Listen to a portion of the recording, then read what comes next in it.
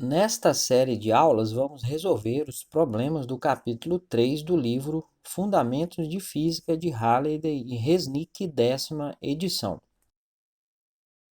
Problema 61, letra A. Determine, na notação de vetores unitários, o vetor R, que é igual ao vetor A, menos o vetor B, mais o vetor C. Para o vetor A igual a 5,0i, mais 4,0j, menos 6,0k. O vetor B menos 2,0i mais 2,0j mais 3,0k. E o vetor C, 4,0i mais 3,0j mais 2,0k. Escrevendo os vetores um embaixo do outro, o vetor R vai ser, na primeira linha, o vetor A. Na segunda linha é menos o vetor B. Então, eu vou escrever as coordenadas com sinais contrários. E na terceira linha, o vetor C. Somando agora as componentes, na direção I, 5,0 mais 2,0 mais 4,0 dá 11 na direção I. Na direção J, 4,0 menos 2,0 mais 3,0 dá 5,0 na direção J. E na direção K, menos 6,0 menos 3,0 mais 2,0 dá menos 7,0K. Letra B. Calcule o ângulo entre R e o semieixo Z positivo. Se calcularmos o produto escalar entre o vetor R e o vetor unitário K, teremos o vetor R escalar com o vetor unitário K vai ser o módulo de R vezes o módulo de K vezes o cosseno do ângulo entre eles. Resolvendo essa expressão para o cosseno, ele se torna o cosseno de θ vai ser o produto escalar de R por K dividido pelo produto dos módulos R vezes K. O módulo de R é a raiz quadrada de 11 ao quadrado, mais 5,0 ao quadrado, mais menos 7,0 ao quadrado, que dá a raiz quadrada de 121, mais 25, mais 49, que dá a raiz quadrada de 195, extraindo a raiz quadrada dá 13,96. Substituindo na expressão fica o vetor R, 11i, mais 5,0j, menos 7,0k, escalar com o vetor K, dividido por 13,96, que é o módulo de R, vezes 1, que é o módulo de K. Quando eu fizer o produto escalar, só vai sobreviver o coeficiente de K, né? Porque o produto escalar de I por K é 0 e de J por K é 0, já que são perpendiculares. E o produto escalar de K por K é 1, né? São paralelos. Então, vai ficar menos 7,0 dividido por 13,96, que dá menos 0,5035. Então, θ vai ser o arco cujo cosseno é menos 0,5035, que dá 120,23 graus. Escrevendo o resultado com dois algarismos significativos, né? Que é a precisão das medidas das componentes originais, ele se torna θ igual a 1,2 vezes 10 elevado a 2 graus. Né? É 120 escrito com dois algarismos significativos através da notação científica. Letra C. Determine a componente de A em relação a B.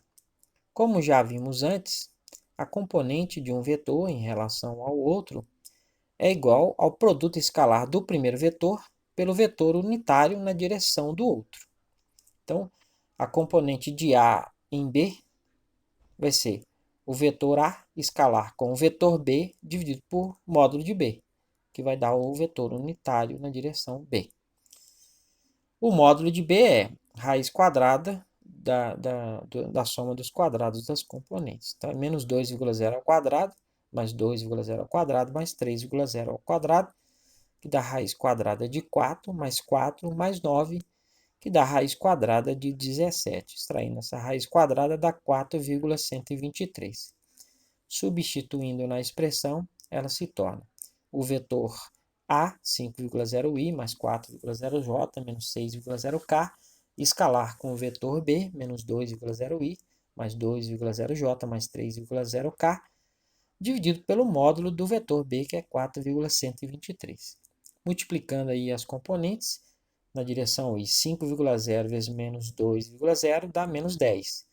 Na direção J, 4,0 vezes 2,0 dá 8,0. E na direção K, menos 6,0 vezes 3,0 dá menos 18.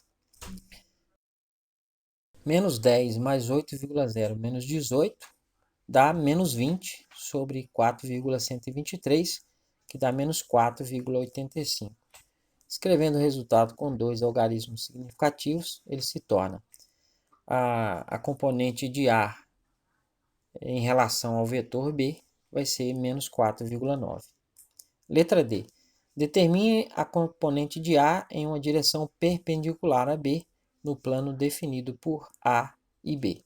Sugestão: para resolver o item C, veja a equação 320 e a figura 318. Para resolver o item D, veja a equação 327.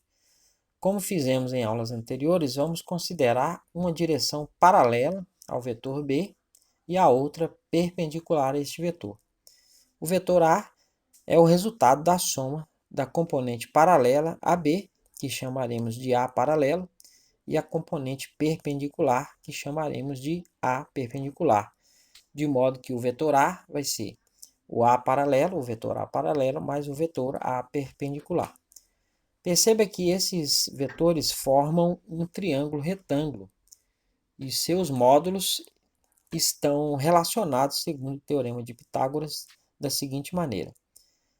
A hipotenusa ao quadrado, que é o módulo de A ao quadrado, vai ser a soma dos quadrados dos catetos. A paralelo ao quadrado mais A perpendicular ao quadrado. Resolvendo essa expressão para a componente perpendicular, fica que a componente perpendicular ao quadrado vai ser o vetor A ao quadrado menos a componente paralela ao quadrado.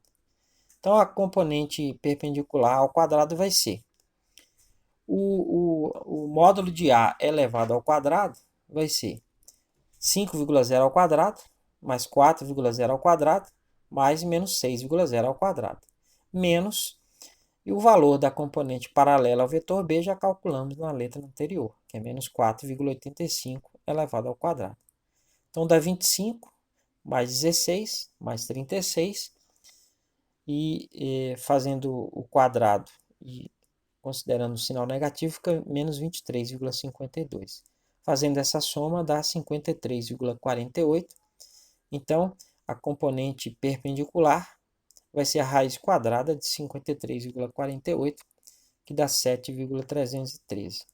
Escrevendo este resultado com dois algarismos significativos, ele se torna que a componente perpendicular é igual a 7,3.